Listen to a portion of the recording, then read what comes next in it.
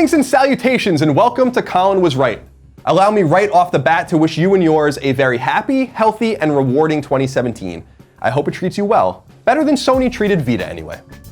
So next week, Nintendo is flying a group of journalists and games media types, including a couple of us from the Kinda Funny crew, to New York City to check out the Nintendo Switch. It's bound to be an exciting event, one that will finally give us an intimate glimpse at the hardware and allow people we know and trust to go hands-on with the device, the games, and the interface and relay their thoughts. The NES is my favorite console of all time, and I was so far up Nintendo's ass for so much of my life that I nearly splashed down in a Japanese toilet bowl. But even for someone like me, a self-described recovering Nintendo fanboy who has long since moved on from the company, the Switch has me excited. Chances are it has you excited too. I mean, how couldn't it? Whether or not it meets expectations, what I'll now lovingly refer to as Switchpectations, the very thought of what the Switch could be has many of us giddy. The thing is, I really think Nintendo can nail this thing. Sure, we're not talking about a company that has instilled a lot of confidence in the consumer base as of late. The Wii U was garbage, the 3DS isn't all that much better, and did you see the little cord on the NES Classic? Are they fucking kidding me with this thing? Nintendo apparently manufactured 15 of these $60 consoles for the entire global market. So if you're lucky enough to find one, I hope you like sitting 2 feet from your television. Seriously, fucking look at it. But then again, this is Nintendo we're talking about. They may make occasionally terrible hardware and other head-scratching decisions, but they've consistently made great games for decades. Some of the best of all time, I'd argue. In an era where games are often released partially broken and in some sort of disrepair, Nintendo continues to take pride in releasing quality software that actually works. Not everything's a hit, of course. By most accounts, Star Fox Zero would have been a tantalizing candidate for an abortion. But Nintendo typically means quality software, and they absolutely release quality titles at a higher rate than both of their first and third-party rivals. That in part is what has me so stoked about Switch. But for me, Switch represents much more than just first-party Nintendo games.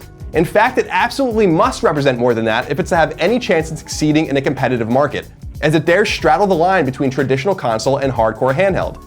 It's a comfortable place for Nintendo to be in my estimation, and a place many of us have been pushing for them to go since it was clear the Wii U would fail spectacularly. In Switch, Nintendo appears to have a device that can help it regain its lost glory. All it needs is to deliver in a few key ways, and all we have to do is keep our expectations in check. Because while first-party games are great, and while I'm so excited to play ZELDA and that Mario game they teased, among others, Nintendo cannot and will not succeed with Switch on its own, and without making a few key concessions, alterations, and advancements to boot. Remember, expectations. Switch selling 2 or even 3 times more than Wii U did would be a massive success. For starters, Nintendo must nail the price of the Switch. Rumors have long circulated that it'll cost $300, and some folks say $250 is even possible depending on SKU. For me, $300 is the price they have to hit, and I'd go as far as to argue that $250 is selling the device short, all the while giving Nintendo little room to maneuver if the market reacts poorly and they have to cut the price down.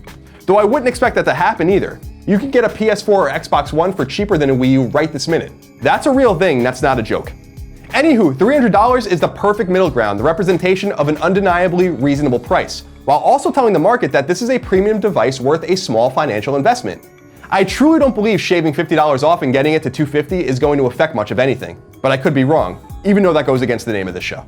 So my prediction? $300 with a bundled-in game perhaps. We shall see. The one thing I hope they don't do is have more than one SKU. Game consoles should always come in one SKU, always. This isn't 2006. Put your product out there and say this is it. Support one device and support it well.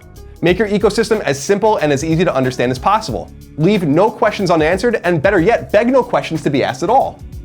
Nintendo must also emphasize that power isn't as important as it's often made out to be in gaming. Power is often used as a crutch when a game doesn't run properly or simply isn't fun, and also used as an excuse as to why games haven't come further. Yet, as I've said many times, there isn't one game on PS4 that fundamentally couldn't be played on PS3. Open world RPGs are still open world RPGs, shooters are still shooters, sports games are still sports games. The new consoles have produced prettier, bigger games running at higher resolutions, but they're still the games we've been playing for years. Prettier games running at higher resolutions doesn't make them more fun. It's been generations since Nintendo truly stressed power. Remember, they didn't even make an HD-enabled system until half a decade after their competitors. Yet their internally incubated games are often cream of the crop. Super Mario Galaxy is better than almost anything on last gen's HD twins. Not being 1080-60 didn't stop it from kicking everyone square in the face, right? What I'm getting at here is that Nintendo needs to tackle the Switch's inevitable lack of behemoth-like technical strength head on, and tell the masses why it's not all that important, because it isn't. Some of the best games of all time are stranded on hardware created long before people in college right now were even born. Games are about gameplay, narrative, immersion, fun. Power can be additive to that, and we all want developers to be able to flex their muscles with the best tools available. But all of this isn't a major component to the puzzle. Super Mario World on SNES is a masterclass of gameplay today as it was 25 years ago. The Xbox One's power couldn't do one thing to that game to make it better. Power is tantalizing in one way, however, and it segues into the final point I'm going to make. Nintendo must attract third parties, and Switch must allow some semblance of ports from machines that are undoubtedly more powerful than it. Otherwise, they'll run headlong into the classic gaming industry chicken-egg scenario. That is to say, third-party games don't sell on Nintendo hardware these days, but is there third-party software worth buying on Nintendo hardware? Nintendo and its publishing partners have to find a fix for this, which is going to be a heavy lift. Even though conventional wisdom in some corners indicates that people buy Nintendo products to play Nintendo games, that's simply not true. That's a significant piece of the pie, sure, but the most successful and beloved Nintendo products of all time were absolutely flooded with exterior support, while the duds weren't.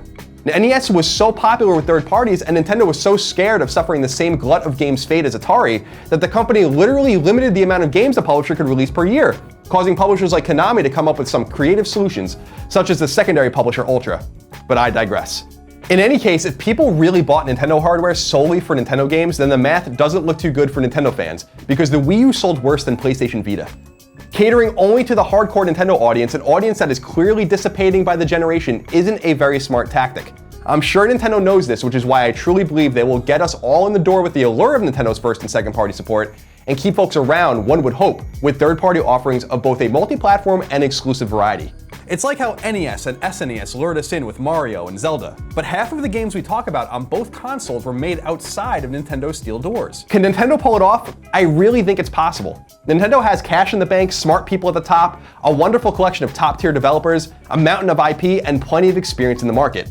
Is Nintendo one major mistake away from putting its games on Sony and Microsoft consoles? I think so. Many do. Will Switch be that mistake? I hope not. Because a strong, independent Nintendo is essential to a healthy gaming industry. With Switch, Nintendo has a chance to really thrive again, and I hope the company takes advantage of the situation. We'll find out very shortly. What excited you about Switch? What are your concerns? Let me know in the comments.